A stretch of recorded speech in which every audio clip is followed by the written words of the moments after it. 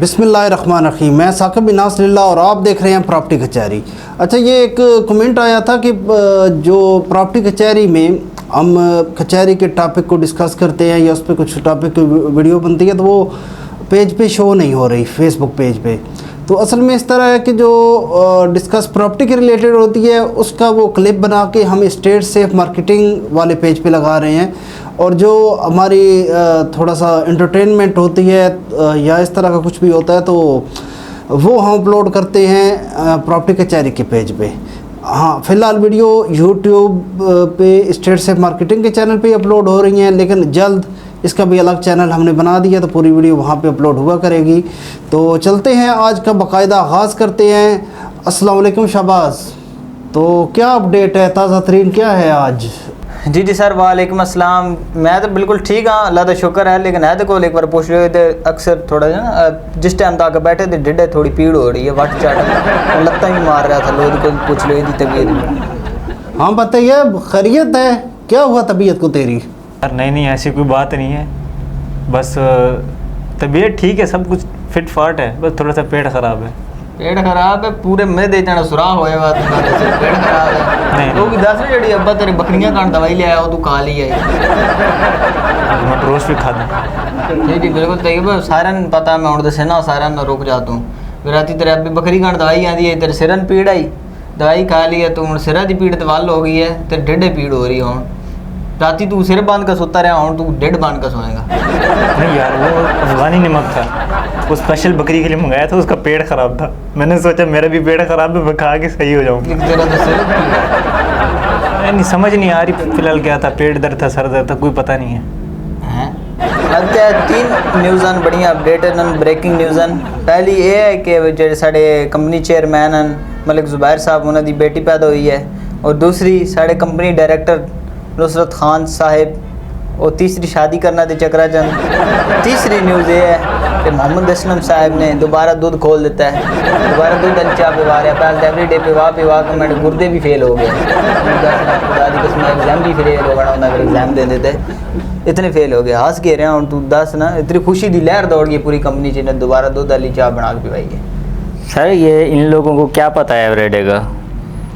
Everyday तुम में है कुछ खास। इसमें भाई पहली गल तो कि मतलब के खास हो दे, रोनाल्डो उसने इंस्टाग्राम तो फॉलो करता है, की कुछ खास हो दे जो। दूसरी गल सन तू खास ना चाहिए, सनू चाह खास चाहिए, असल दूध की बना के पिवाई कर। बच्चे की हालत है सड़क कैमरा मैं देख हड्डियां थोक ला के जोड़ी भी सी रहम कर। जी शहबाज, अल्हम्दुलिल्लाह, अल्लाह ताला का बड़ा करम हुआ है। चेयरमैन मलिक जुबैर साहब के घर अल्लाह की रहमत नाजिल हुई है और अल्लाह ताला ने बेटी अता फरमाई है। हमारी दुआ है कि अल्लाह ताला हमारी बच्ची के नसीब अच्छे फरमाए और हमेशा खुश रहे उनके वालदैन, और अपने वालदैन के लिए वो सारी ज़िंदगी के लिए एक रहमत बन के आई हो, हमारी यही दुआ है। अच्छा, दूसरी बात देखो, ये कोई अफवाह नहीं है, वाकई डायरेक्टर नुसरत खान साहब जो है ना हमारे, वो तीसरी शादी कर रहे हैं। अल्हम्दुलिल्लाह रिश्ता भी हो गया है और बस कुछ दिनों में उनका निकाह बाकी है, निकाह होगा और इंशाल्लाह तीसरी शादी भी हो जाएगी। और तीसरी जो बात है ना, एक तो चाय का बड़ा इशू बना हुआ था, खुले दूध की चाय पीनी है यार, कुछ इंसान के बच्चे बनो। एवरीडे जो दूध है ना, ये देखो एक मुस्तनद, उसके ऊपर डॉक्टर्स बैठे हैं, एग्जामिन हो रहा है और मतलब हेल्थ के रिलेटेड तमाम प्रिकॉशंस को मद्देनज़र रखा जाता है। खुले दूध में ऐसा कुछ भी नहीं है, खुला दूध तो टोटली बन ही केमिकल से रहा है। ये जो इधर हमारा मिलता है वो कोई भैंस गाय का दूध थोड़ा ही है, केमिकल का है। अगर कोई भैंस दूध की कुछ उसमें क्वांटिटी दूध की है भी, बाकी सारा पाउडर मिला होता है, तो वो तो सेहत के हवाले से भी ठीक नहीं है। चलो तुम लोगों की एक ज़िद है तो पियो, हम क्या कह सकते हैं, हम तो आपकी सेहत के हवाले से कह रहे थे कि एवरीडे की चाय पियो। अब देखो उसके पेट में दर्द भी शुरू हो गया है, ये दर्द बढ़ेंगे, कम नहीं होंगे। जी सर, अगर ऐसी बात है तो आप खुद क्यों नहीं पीते चाय एवरीडे की बनी हुई? यार शहबाज, एवरीडे की बात नहीं है, मैं तो चाय पीता ही नहीं हूँ, मैं तो ग्रीन टी पीता हूँ। कभी किसी ने देखा है भाई मुझे चाय पीते हुए? आप सब बता दो। मैंने बड़ा अरसा हुआ चाय छोड़ दी है और ग्रीन टी पी रहा हूँ। सर आपने काफ़ी टाइम हो गया चाय छोड़े हुए, तो आपने अभी ग्रीन टी क्यों शुरू की है? यार तू वजन है तो काफ़ी ज़्यादा बढ़ गया ही वजन ना, काफ़ी ज़्यादा मोटे हो गए सर, इसलिए छोड़ दी और ग्रीन टी पीना शुरू कर दी, चाय छोड़ दी। तो हूँ कह रहा घाटे वजन। नहीं तैयब 15 किलो सर का वज़न कम हो गया है। क्यों असलम तू गेट द मशीन रखी है, वजन करा के अंदर बढ़े ना, था नहीं कि पता 15 किलो घट हो गया। 15 किलो ही कम हो गया है ना, जाके अभी वज़न कर लो। नहीं सर, हम देख रहे हैं पिछले 1 महीने से ना, 1 महीने में नोट किया हमने, 1 महीने में आपका वाकई 15 किलो वज़न कम हुआ है। तो आप बताएं आपने कैसे कम किया, अगर बता देंगे तो हमारा भी भला हो जाएगा, ख़ास तौर पे जैन का, किसी भी एडवाइस करें तो कैसे आपने कम किया वज़न इतना। नहीं भाई, जैन को तो मैं एडवाइस नहीं करूंगा, जो पहली बात है, अगर एडवाइस कर दी और 15 किलो जैन ने कम किया तो वो अंडर वेट हो जाएगा। तो वैसे 15 किलो कोई आसान नहीं था कम करना, जस्ट इन 1 मंथ 110 किलो मेरा चला गया था वेट, अभी 95 आ गया है। लेकिन इसके लिए कोई ज़्यादा मशक्क़त मैंने नहीं की। जहाँ दोपहर में 2 रोटियाँ खा रहा था 1 कर दी, शाम में जहाँ 2 रोटियाँ खा रहा था वो 1 का भी हाफ़ कर दिया, मतलब आधी रोटी जितनी, वो छोटी रोटी खानी शुरू कर दी। और सुबह जस्ट 1 घंटा पैदल वॉक स्टार्ट की। अब पहले तो 2-4 दिन बड़ी मुश्किल हुई, 3 मिनट में ही थक जाता था क्योंकि वेट ज़्यादा था। लेकिन जैसे जैसे वेट कम होता गया तो फिर रनिंग भी स्टार्ट कर दी। अब 1 घंटे में तकरीबन कोई 10-12 मिनट रनिंग होती है और बाकी जो है ना वॉक भी जॉगिंग, तो उससे बड़ा स्पीडली वेट कम हुआ है। एक्चुअली इसमें जो मैंने है ना कैलकुलेशंस रखी है कैलोरीज़ की, कि मेरे जिस्म को कितनी कैलोरीज चाहिए, कितनी मैंने प्रोवाइड करनी है और कितनी बर्न करनी है, बस ये एक रेशो लेके चला हूँ।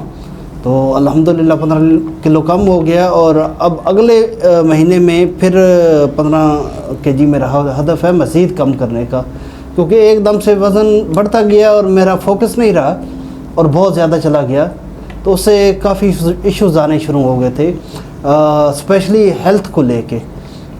तो अब अल्हम्दुलिल्लाह ठीक है।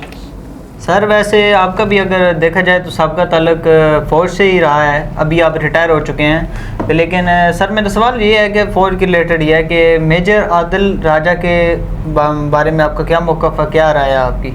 देखो शहबाज, मेरे नज़दीक ना आदिल फ़ारूक राजा एक इंतहाई ही गद्दार और मुनाफिक शख्स है। इसके साथ तो मेजर का भी लफ्ज़ लगाना ना मेजर रैंक की तौहीन है, और मैं तो समझता हूँ गुनाह है इसके साथ मेजर का लफ्ज़ लगाना, और तौहीन है इस रैंक की, क्योंकि इंतहाई मुनाफिक और इंतहाई गद्दार आदमी है ये आदिल फ़ारूक राजा। अच्छा, एक तो देखो सुबह दोपहर शाम जब देखो फ़ौज की बुराइयाँ कर रहे हैं। अच्छा, अगर बुराइयां तुम कर रहे हो तो मुझे ये बताओ कि अपने नाम के साथ मेजर क्यों लगा के रखा हुआ है? अपनी पहचान तुम मेजर से क्यों बना रहे हो? मेजर हटाओ ना, सीधा आके बोलो I am Adil Farooq Raja. Major Adil क्यों? मेजर का लफ्ज़ हटा दो, क्योंकि तुम मतलब एक गद्दार आदमी हो, एक मुनाफिक शख्स हो। ये पाकिस्तान आर्मी में थे आदिल फ़ारूक राजा साहब, थे नहीं था, मैं तो इसकी टक्कर रिस्पेक्ट नहीं करूँगा, ना मैं करता हूँ इस ऐसे खदार और मुनाफिक शख्स की। तो वहाँ से मतलब इसका जो है ना बड़ी बेज़ाब्दगियाँ इसके सामने आई, बड़े इसने जो हमारे फोर्सेस के लाज होते हैं उनको हिट किया, तो इसका कोर्ट मार्शल हुआ था, कोर्ट मार्शल करके इसको निकाल दिया गया। उसके बाद ये जो है ना मुख्तलिफ सरगर्मियों में मुलविस हो गया। अब वो सरगर्मियाँ भी मैं आगे चल के आपको बताता हूँ क्या कि किन किन सरगर्मियों में ये मुलविस हुआ था। लेकिन फिर इसने एक ड्रामा रचाया, ख़ुद ही गायब हो गया, स्क्रीन से आउट हो गया। वो जी नामालूम अफराद फ़ौज पे डालो, अगवा कर दिया, ये कर दिया, नामालूम अफराद में नाम, ये वो। इसकी मिसेस का भी एक ट्वीट आया था कि लापता है। कुछ ही दिन गुजरे तो ये जाके नमूदार हुआ यूके से। अच्छा, अब यूके से नमूदार हुआ, वहाँ बैठ के अब ये सिर्फ़ एक यूट्यूबर है, सोशल मीडिया पे ये जो है ना तरह तरह की बकवास करता है, और एक्चुअल में ये एक रा का एजेंट बन चुका है। और रा के अलावा भी इसको कहीं और से भी फंडिंग आ रही है। इस वक्त मेरे मुंह पे पट्टी है, मैं खुल के बात नहीं कर सकता क्योंकि मुझे परमिशंस नहीं है खुल के बात करने की, नहीं तो इसका कच्चा छट्टा खोल के मैं सामने रख दूं सबके। अभी भी रोहित शर्मा से इसकी एक वीडियो कॉल लीक हुई है, अगर आप लोगों ने देखी है। रोहित शर्मा कौन है इंडिया में?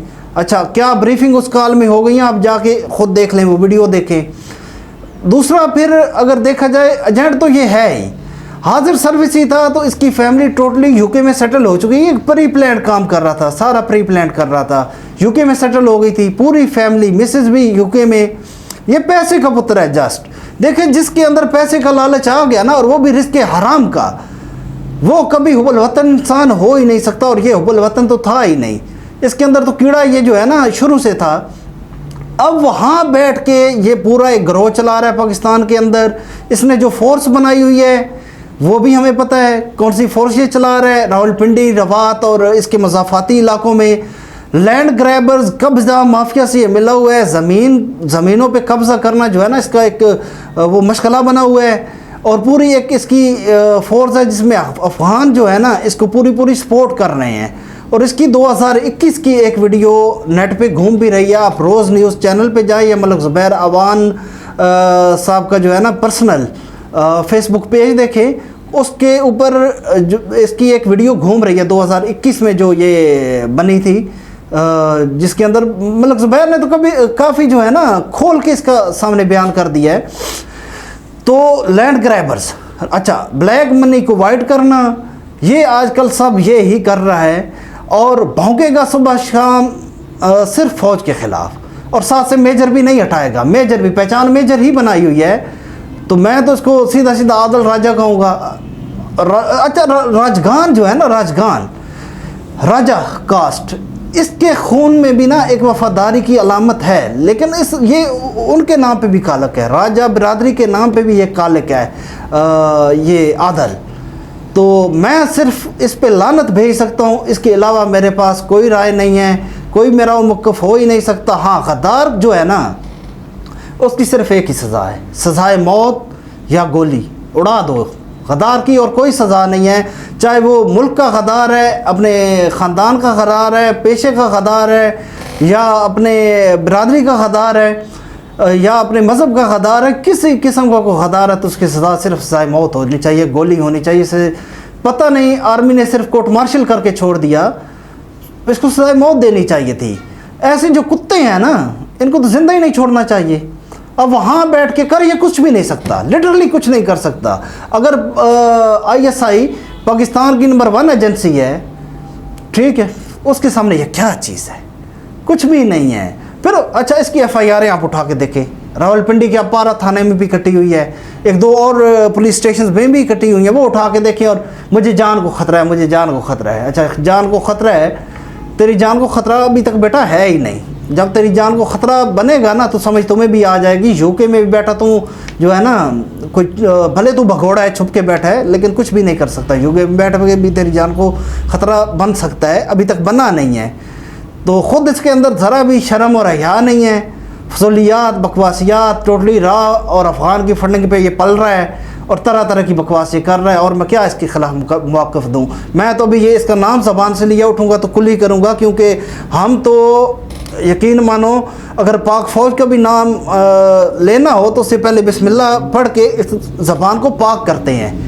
इतनी एक इज़्ज़त और ताज़ीम है इस पाक फ़ौज की हमारे पास। और अपने शोबे में देखिए, मैं अब रिटायर्ड हो चुका हूँ, अब मेरा फ़ौज से तल्लक नहीं है, मैं रिटायर्ड हो गया हूँ। हाँ तल्लक है, कल को इस मुल्क पे, इस फ़ौज पे बुरा वक्त आता है तो मैं सबसे पहले खड़ा हूँगा, यूनिट में रिपोर्ट करूँगा। लेकिन अब मैं ये सोचता हूँ कि मैं क्या कर सकता हूँ इस फ़ौज के लिए। तो उसके लिए मेरा प्रॉपर्टी का शौब है, तो प्रॉपर्टी में मैं फ़ौज को नवाज रहा हूँ दोनों हाथों से, एक्स्ट्रा डिस्काउंट्स और बहुत सारी फैसिलिटीज़ जितनी मैं फ़ौज को दे सकता हूँ मैं दे रहा हूँ। तो खैर इसकी तो नाम भी ज़बान से लेना ज़बान पलीद करने वाली बात है। सर छोड़ो मेजर आदल राजा नूं, ਉਹਦੇ ਨਾਲ ਤਾਂ ਮੇਜਰ ਉਹਦਾ ਨਾਂ ਨਾ ਮੇਜਰ ਲਾਉਣਾ ਵੀ ਨਾ ਇੱਕ ਤਾਂ ਗੁਨਾਹ ਹੈ। ਉਹ ਜਿਹੜਾ ਆਦਮੀ ਹੈ ਨਾ ਹੈ ਹੀ ਨਮਕ ਹਰਾਮ, ਉਹਨੂੰ ਤੁਸੀਂ ਛੋੜੋ। ਤੇ ਮੇਰੇ ਕੋਲ ਇੱਕ ਪ੍ਰਾਪਰਟੀ ਦਾ ਸਵਾਲ ਆ ਗਿਆ, मैं लिख कर ले आंदा हुआ, ਇਹਦਾ ज़रा जवाब दे दो तुसी कि मुश्तरका खाते की जगह ख़रीदते हुए फ्रॉड और नुकसान से कैसे बचा जाए। सर इसका ज़रा जवाब दे दें। अच्छा शबाज, बड़ा अच्छा सवाल किया तुमने। देखो मुश्तरका खाते की जो जगह है ना, सबसे ज़्यादा पंगे यहाँ से उठते हैं। ये एक बड़ा क्रिटिकल मसला है, बहुत बड़ा इशू है ये, जिसको समझना ज़रूरी है। अब जो बेचारा ख़रीदार है ना, वो तो प्रॉपर्टी ख़रीद रहा है, उसको तो पता ही नहीं है। ख़रीदार को क्या पता है प्रॉपर्टी के रमूज़ औकाफ का और अप एंड डाउन्स का। उसका अपना पेशा कुछ और होगा, वो उसका एक्सपीरियंस किसी और पेशे में होगा, चैम्पियन वो किसी और पेशे का होगा, प्रॉपर्टी का उसको पता ही नहीं होता। तो यहाँ पे फिर अपने व्यूवर्स को और आप लोगों को भी ये मैं नसीहत करूँगा कि प्रॉपर्टी जब भी ख़रीदनी है तो सबसे पहले आपने पता करना है उसका ओनर कौन है, मालिक कौन है। अच्छा, जो मालिक उसका बताया जा रहा है वो हाज़िर वक्त मौजूद है। ऐसा तो नहीं है कि भाई बेच रहा है और जो मालिक है वो बैठा है सऊदीया या इंग्लैंड, तो ये नहीं होना चाहिए, वो उसका ख़ुद मौजूद होना ज़रूरी है। अच्छा, अब वो ख़ुद मौजूद है तो अब ज़रा आपने थोड़ी सी तहकीक कर लेनी है कि जो मैं प्रॉपर्टी ख़रीदने जा रहा हूँ ये कहीं वो विरासती प्रॉपर्टी तो नहीं है। जैसे एक दादा हजूर थे, उनके नाम पे लेट्स सपोज एक 50 एकड़ जगह थी, फिर उनके 4 बेटे थे या 5 बेटे 6 बेटे थे, फिर हर बेटे की 4-4 5-5 बेटे औलादें बन गई, तो ये 25-30 फ़र्द का एक कुंबा बन गया। कहीं ऐसा तो नहीं है कि जो बेच रहा है वो सिंगल 1% बेच रहा है और बाकी को पता ही नहीं है। तो मतलब इस तरह का ये होता है मुश्तरका खाता जिसको कहा जाता है। तो मुश्तरका खाते वाली तो ज़मीन नहीं है। अगर तो मुश्तरका खाते वाली ज़मीन है तो फिर आपको किन किन चीज़ों का इल्म होना चाहिए ये आप सुन लें। सबसे पहले जो बेच रहा है आपका स्टाम्प उसके पास उसके साथ हो रहा है, अब उसके पास पावर ऑफ अटार्नी होनी चाहिए। उस अटार्नी में जितने भी बाकी खातादार हैं उनका साइन, अंगूठा, गवाहान मौजूद होने चाहिए। अच्छा, अब जब वो आपको वो प्रॉपर्टी बेच रहा है तो ये इसमें आपने इस चीज़ का बड़ा स्पेशली ख्याल रखना है कि जो आप उसके साथ एग्रीमेंट कर रहे हैं या रजिस्ट्री हो रही है उसमें उसके जो भाई हैं, उसके जो कज़न हैं, उनको बतौर गवाहान उसमें डालना है। गवाह तो डाले जाते हैं ना, मिनिमम 2 गवाह आपने डालने हैं, अब ज़्यादा गवाह डाल दें। अगर उसके 3 भाई हैं तो 3 गवाह डाल दें, 4 हैं तो 4 गवाह डाल दें। तो उनको आपने गवाहान बीच में डालना है ताकि कल को उठ के वो किसी किस्म का कोई क्लेम ना कर सके। अच्छा, जो उसके कज़न्स वगैरह हैं जिन्होंने अटार्नी दी है, उस अटार्नी की एक कापी आपने अपने पास लेनी है और आपका जो स्टैम्प पेपर लिखा जा रहा है उस पर जितने भी खातादार हैं, कज़न्स हैं या जो भी है, उनसे आपने तस्दीक करवानी है, साइन और थंब इंप्रेशन लाजमी ले लेना है। और इसके अलावा कुछ 2 गवाह मुअज़्ज़ज़ लोग उस इलाके के जो भी हों और ईमानदार लोग वो भी डाल देने हैं। तो इस तरह जो है आप मुश्तरका खाते वाली ज़मीन से महफूज हो सकते हैं, अदरवाइज़ कल को इश्यूज़ उठेंगे और इश्यूज़ हमेशा उठते हैं। जी सर, शुक्र अल्हम्दुलिल्लाह तुसी ये जवाब दे देता मुश्तरका खाते वाला जड़ा ना काम सानू क्लीयर कर देता, नहीं तो असलम जड़ा ये भी मुश्तरका खाते वाली जगह लैन लगा सी। शुक्र है तुसी 10 छोड़ा है भी बची आ हूँ। असलम भाई, आप कितनी ज़मीन खरीद रहे थे? 3.5 फुट। नहीं सर, वो दरअसल असलम ने जड़ा ना उत्थे घर दे नाल आई छोटी 3 फुट 3.5 फुट जगह वो लै रहा उत्थे मुर्गियां दा ना पिंजरा टाइप बनाना आई ना, कोठा टाइप बनाना आई इसने वो लै रहा। वो दरअसल विच जाई जड़ी ना 3 भाइयों दी मुश्तरका जगह आई। चलो शुक्र है तुस 10 छोड़ा ये भी बच गया हुण अपने बड़े जे फ्रॉड दो। 3 फुट नहीं जगह ले रही थी, 3 एकड़ ले रहे थे। पहली पूरी बात सुन लिया करो, वो मुर्गी को शेड बनाना था मुझे। अच्छा सर, अगला मेरा नेक्स्ट क्वेश्चन ये है प्रॉपर्टी के रिलेटेड के प्रॉपर्टी की फील्ड में एक वर्ड यूज़ होता है शुफा। शिफात वाला सुना हमने, ये शुफा एक वर्ड यूज़ होता है प्रॉपर्टी के टर्म में। इससे ज़रा ब्रीफली आप डिस्क्राइब कर दें, इसकी हर टाइम को डिस्कस करें ताकि हमारे व्यूअर्स को अच्छी तरह समझ आ जाए शुफा क्या होता है। जी शबाज, ये बड़ा ही एक क्रिटिकल मसला तुमने छेड़ दिया है। शुफा का क्रिटिकल क्यों है? देखें, क्योंकि इसके अंदर शरीयत इन्वॉल्व होती है। एक तो शरीयत भी इन्वॉल्व होती है और दूसरा कानूनी मसला भी है। हालांकि हमारा पाकिस्तान का जितना भी कानून है ना, ये ब्रिटिश रूल्स को फॉलो कर रहा है। चाहे वो हमारा अदालती निज़ाम है, चाहे वो हमारा ये पुलिस का एक निज़ाम है, या CRPC है या PLC है, जो भी है ये ब्रिटिश रूल्स को फॉलो कर रहे हैं। शुफा जो है ये शरीयत में भी आता है और हमारा एक एक्ट भी इस पे बना हुआ है, तो इसलिए ये इशू बड़ा ही क्रिटिकल है। एक हदीस मुबारक में हज़रत मोहम्मद सल्लल्लाहु अलैहि वसल्लम ने फरमाया, मफ़हूम बयान करता हूँ कि आपका पड़ोसी शुफा का हक़ रखता है। और ये हदीस आपको सही बुखारी भी मिल जाती है, तिरमिज़ी शरीफ में भी और मुस्लिम शरीफ में भी मिल जाती है। तो शुफा जो है ना, शरई हवाले से भी है और कानूनी हवाले से भी है। अब शुफा अगर हम देखें तो इसका मेन मकसद है क्या? प्राइवेसी, पर्दादारी, इन चीज़ों को मद्देनज़र रखना। तो इसके अंदर अब हम मज़ीद इस टॉपिक को कवर करेंगे कि कौन कौन शख्स शुफा कर सकता है और कौन कौन सी इसमें तलबे हैं, डिमांड्स क्या क्या हैं। तो सबसे पहले तो मैं आपको बता दूं कि इसमें अभी जो एक्ट्स बने हैं पाकिस्तान के अंदर, सबसे पहले सिंध एक्ट ऑफ प्रीएम्पशन 1974, उसके बाद खैबर पख्तूनख्वा का एक्ट है 1984 और प्रीएम्पशन एक्ट ऑफ पंजाब 1991। इनके अंदर ये बड़ा वाज़ेह और क्लियर लिखा हुआ है कि वकील जो भी दलाइल देगा ना प्रीएम्पशन पे, अच्छा प्रीएम्पशन इंग्लिश में कहते हैं शुफा को, वो कुरान की रूह से देगा, कुरान की रोशनी में वो दलाइल देगा। और जो कोर्ट फैसला करेगी, जो जज साहब फैसला करेंगे, वो भी कुरान की रोशनी में ही करेंगे, क्योंकि इसकी काफ़ी जो है ना मालूमात हमें कुरान पाक से मिल जाती हैं। तो अब इसमें सबसे पहले शुफा कौन कर सकता है? शुफा कर सकता है सबसे पहले इसमें आता है शफ़ी शरीक। अब शफ़ी शरीक क्या है? आपका ब्लड रिलेशन, जिससे आपका कोई खूनी ताल्लुक़ है, तो आप कोई प्रॉपर्टी अगर बेचते हैं तो वो आप पे शुफा के केस कर सकता है कि मैं इसका भाई था, मैं इसकी बहन थी, पहला हक मेरा था, लेकिन इसने प्रॉपर्टी जो है ना मुझे नहीं बेची, किसी और को बेच दी है। तो सबसे पहले शफ़ी शरीक। उसके बाद आता है शफ़ी खलीत। अब शफ़ी खलीत क्या है? शफ़ी खलीत ये एक लेट्स सपोज आपका एक खेत है, उसके बराबर में या 4 खेत छोड़ के एक खेत है, लेकिन आपके खेत से उस खेत को पानी जा रहा है या रास्ता जा रहा है या आपका घर है और साथ में एक और घर है, उस घर को या साथ में घर है या बिल्कुल उसके मुकाबिल घर है सामने या पीछे, लेकिन उस घर में जो रोशनी का इंतज़ाम है वो आपके घर से होके जाता है, हवा का इंतज़ाम आपके घर से होके जाता है, तो वो शख्स भी आप पे शुफा का दावा कर सकता है। अब इसके बाद शफ़ी जार। शफ़ी जार क्या है? शफ़ी जार है आपका पड़ोसी, नेबर, हमसाया। अगर आपकी प्लाट बेच रहे हैं और या कोई ज़री ज़मीन बेच रहे हैं, तो आपका जो पड़ोसी है वो आप पे शुफा का केस कर सकता है कि पहला हक मेरा था, लेकिन आपने मुझे नहीं बेची, किसी और को बेच दी है, क्योंकि इससे प्राइवेसी मुतासर होती है। इसलिए ये आपका शुफा या हक़ शुफा, ये शुफा का दावा, प्रीएम्पशन, इसको लॉन्च किया गया। अब उसमें 3 प्रीएम्प्टर्स, शफ़ी शरीक, शफ़ी खलीत, शफ़ी जार, ये मैंने बता दिए। प्राइवेसी कैसे डिस्टर्ब होती है कि एक घर है, उसमें ख़वातीन होती हैं तकरीबन हर घर में, तो अपने घर में बड़ा इजीली घूमती हैं। अब साथ वाला जो घर है वो चाचाजाद भाई का है, खालाजाद का है या किसी भी कज़न का घर है, तो वो ज़रा बेपर्दगी वाला आंसर यहाँ पे कम हो जाता है, क्योंकि ब्लड रिलेशंस होते हैं, रिलेटिव्स होते हैं।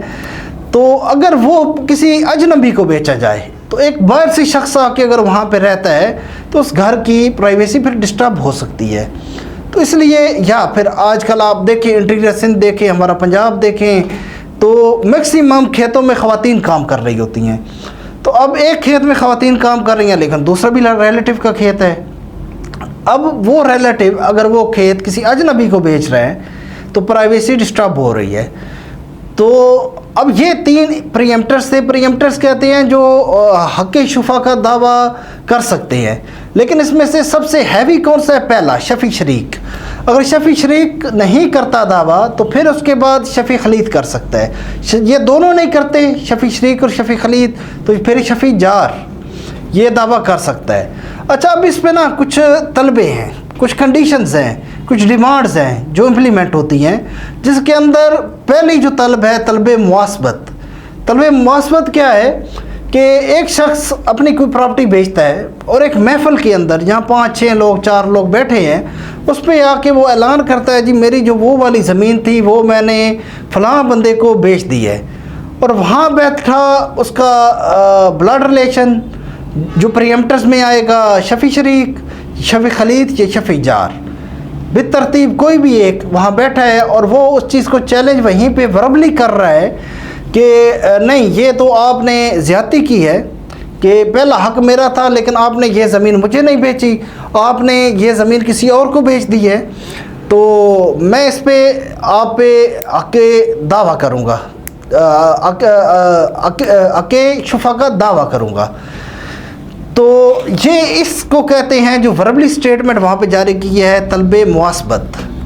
लेकिन हमेशा याद रखें कि शुफा का दावा आफ्टर सेल ऑफ प्रॉपर्टी ही हो सकता है, कबल अज़ वक्त नहीं हो सकता। कबल अज़ वक्त आप वर्बली उसको बता सकते हैं कि एक शख्स कह रहा है कि मैं प्रॉपर्टी बेचने चाह रहा हूँ, लेकिन बेचने जा रहा हूँ, लेकिन वर्बली आप उसको बता देते हैं कि नहीं, इस प्रॉपर्टी पे पहला हक मेरा है, आपने अगर बेचनी है तो मुझे बेचें, किसी और को नहीं बेचे, नहीं तो मैं ये राइट्स रखता हूँ कि आप पे शुफा का केस कर सकता हूँ, दावा कर सकता हूँ।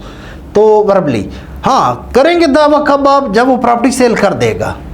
अच्छा, पहली तलब जिसको जंपिंग डिमांड भी कहते हैं, तलबे मुआसबत मैंने आपको बता दी कि महफिल के अंदर वर्बली ऐलान करना कि मैं शुफा का दावा करने जा रहा हूँ। अब दूसरी तलब होती है तलबे शहाद। तलबे शहाद क्या है?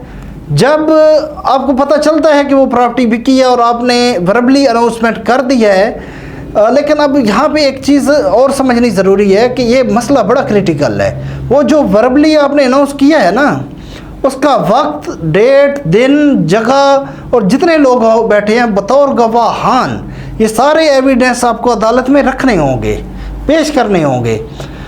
अच्छा, अब वर्बली कर दिया, उसके बाद 2 हफ्ते का आपके पास टाइम होता है, जस्ट 2 वीक्स।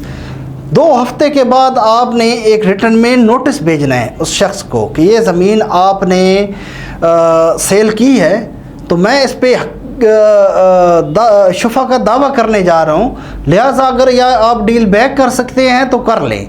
अच्छा, वो नोटिस ऐसे नहीं है कि किसी भी सादा पेपर पे लिख के उसको पकड़ा देना है। इसको आपने जो एक लीगल पोस्ट है पाकिस्तान का, पाकिस्तान पोस्ट, उसके थ्रू भेजना है। उसके साथ एक एक्नॉलेजमेंट ड्यू कार्ड आता है, वो साथ अटैच करना है, क्योंकि डाकिया जब डिलीवर करेगा तो एक्नॉलेजमेंट लेगा और कल को कोर्ट में वो डाकिया आपके हक में गवाही देगा कि हाँ, ये नोटिस मैंने इस डेट पे इसको डिलीवर किया था और इसको ये नोटिस मिला था।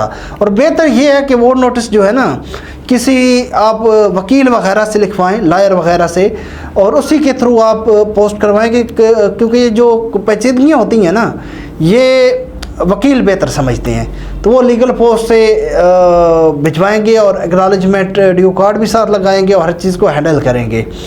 अच्छा, अब जो तीसरी हमारी तलब आती है, तलबे खसूमत। अब तलबे खसूमत क्या है कि नोटिस भी आपने भेज दिया 2 हफ्ते के अंदर अंदर, लेकिन अब आपके पास 4 महीने हैं, सिर्फ 4 महीने के अंदर अंदर आपने कोर्ट में जाके केस करना है, दावा दायर कर देना है शुफा का। 4 महीने से अगर आपका टाइम ऊपर चला गया तो आप शुफा का दावा नहीं कर सकते। 4 महीने के अंदर आपको करना पड़ेगा और हर हाल में करना पड़ेगा। अच्छा, जैसे ही आप अदालत में अपना दावा करते हैं शुफा का, तो जितने की वो प्रॉपर्टी है, जितनी वो कुल मालियत उस प्रॉपर्टी की है, उसका 1/3 पार्ट, 1/3 हिस्सा, उतनी पेमेंट आपको कोर्ट में सबमिट करानी होती है। लेट्स सपोज उस प्रॉपर्टी की मालियत है 60 लाख, तो 1/3 जो बनता है, 1/3 वो बनता है 20 लाख। 20 लाख आपको कोर्ट में जमा कराना पड़ेगा और उसके लिए कोर्ट आपको जस्ट 1 महीने का टाइम देगी, 1 मंथ का आपको टाइम कोर्ट देगी। 10 लाख आपको जमा कराना है, और 20 लाख आपको जमा कराना है, क्योंकि 60 लाख है। अगर 30 लाख की प्रॉपर्टी है तो फिर 10 लाख आपने जमा कराना है, 1/3 पार्ट जो उसका बन रहा है। और उसके बाद जैसे आप के शुफा का दावा करेंगे, कोर्ट क्या करेगी, जो वो सेल हुई है उसको मनसूख करेगी, कैंसलेशन में डालेगी और उस पर स्टे ऑर्डर जारी कर देगी। जब स्टे ऑर्डर जारी हो जाएगा तो वहीं पे उस प्रॉपर्टी का काम रुक जाएगा, जब तक इस केस का फैसला नहीं हो सकता। जब फैसला हो जाता है फिर वो जिसके हक में भी जाता है, वो बात की बात है, तब तक उस प्रॉपर्टी पे कुछ नहीं होता। अच्छा, अब यहाँ पे एक चीज़ मैं आपको बताता चलूँ कि जो काफ़ी सारी प्रॉपर्टियाँ हैं ना, इससे बड़ी ज़िम्मा हैं जिन पे आप हक़ शुफा नहीं कर सकते, क्योंकि ये टॉपिक मैंने शॉर्ट कवर करना है। तो इस पे मैं सिर्फ यही जिक्र शॉर्ट एंड स्मार्ट करूँगा कि कमर्शियल प्रॉपर्टी पे शुफा का दावा नहीं हो सकता, क्योंकि वो कमर्शियल या दुकान होगी या प्लाजा होगा या और किसी मार्केट के अंदर होगा, तो वहाँ प्राइवेसी का कोई फैक्टर ही नहीं बनता। इसके अलावा कुछ शर्तें और हैं, उनको हम किसी अलग वीडियो में डिस्कस कर लेंगे कि किन शर्तों पे वो अगर प्रॉपर्टी सेल हो रही है तो शुफा का दावा नहीं किया जा सकता।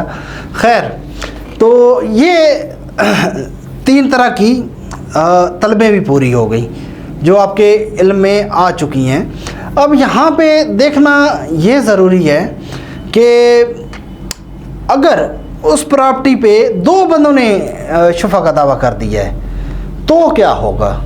अगर तो वो केस जीत जाते हैं तो वो प्रॉपर्टी उन दोनों में आधी आधी डिवाइड हो जाएगी। सर है जड़ा डंगर जैसी रखे हुआ है, ये भी जड़ा ना डॉक्टर असगर जोखियो तो केस करन लगा जड़ी उन्होंने गुलमोहर सिटी जमीन बेची है ना, तो उस तो केस करन लगा भी तुसी उन्होंने क्यों बेची है, मैंने क्यों नहीं बेची। ये उन्होंने तो शुफा का केस करन लगा ही, ये तो पूछो ये हक के में बनता उस ज़मीन पे। सर वो जो ज़मीन थी ना उस पर शफ़ी खलीद एक टर्म होती है वो उस पर लगती है। मामा शफ़ी खलीद टर्म उस टाइम लगती है जिस टाइम ज़मीन आपस में जुड़ी हुआ है, गाड़ी या प्लॉट ना प्लॉट जुड़े हुआ है। तो तेरी ज़मीन तो तेरे तो घर तो 55 किलोमीटर दूर ज़मीन है, उस तो तू केस करने लगा। तो क्या हुआ, रास्ते में तो आती है ना मेरे रास्ते भी आती है, यूनिवर्सिटी रोड दी मेरे घर आंदा, मैं हुण उत्थे इत्थे मैं लेना नाज़माबाद विच।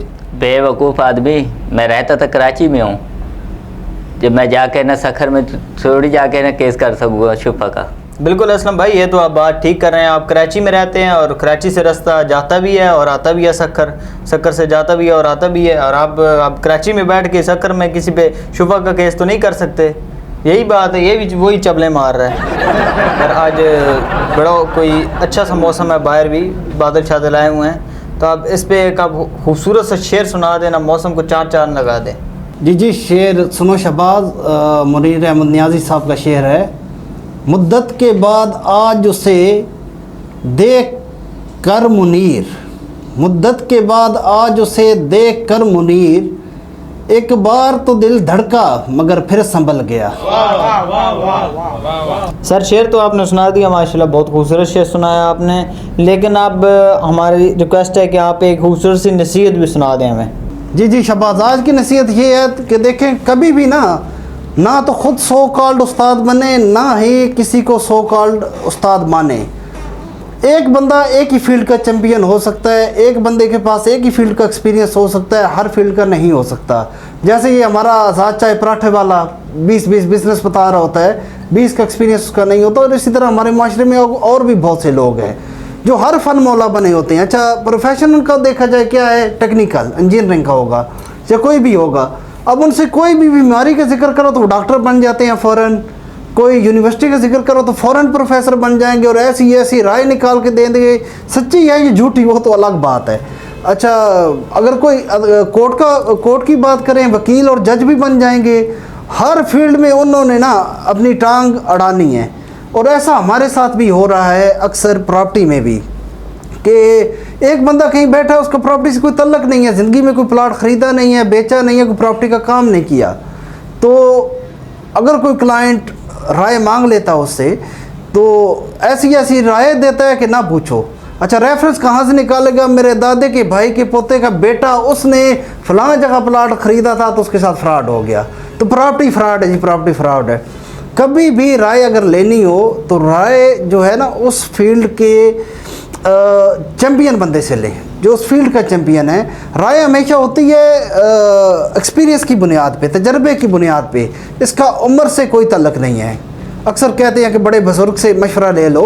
यार, बड़े बुज़ुर्ग से मशवरा ज़रूर लो, लेकिन जिसमें आपके बड़े बुज़ुर्ग का तजर्बा है उससे मशवरा लो। अगर आपके बड़े बुज़ुर्ग का तजर्बा ही उसमें नहीं है तो वो क्या मशवरा देगा? गलत ही राय और गलत ही मशवरा देगा। तो ये मेरी रिक्वेस्ट है मेरे व्यूअर से कि ना तो ख़ुद सो कॉल्ड उस्ताद बने, ना सो कॉल्ड उस्तादों की बात सुने, ना राय ले ना माने। वो आपको हमेशा गलत ही बताएंगे।